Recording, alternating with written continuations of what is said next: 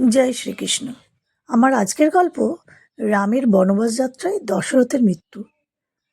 রাম পিতৃসত্য পালনের জন্য বনবাসে যাত্রা করলে রাজা দশরথ শোকে দুঃখে ভেঙে পড়লেন। অন্ধকমুনি অভিশাপ দিয়েছিলেন রাজা দশরথকে, আমার মতো তুমিও পুত্র শোকে মরবে।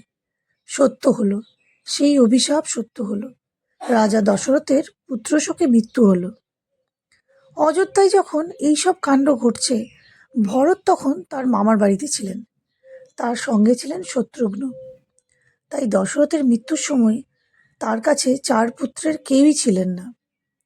দূত মুখে খবর পেয়ে ভরত ও শত্রুঘ্ন অযোধ্যায় ফিরে আসলেন। এসে সব কিছু জানলেন, পিতার শোকে আকুল হয়ে কাঁদলেন। ভরত তার মাকে কোনো কটু কথা বললেন না, কুজিমন্থরাকে এমন কুপরামর্শের জন্য কোনো শাস্তিও দিতে চাইলেন না। পিতার সাধ্য শান্তি মিটে গেলে ভরত পাত্রমিত্রদের জানিয়ে দিলেন তিনি সিংহাসনে বসবেন না, দাদাকে বনবাস থেকে ফিরিয়ে আনতে যাবেন।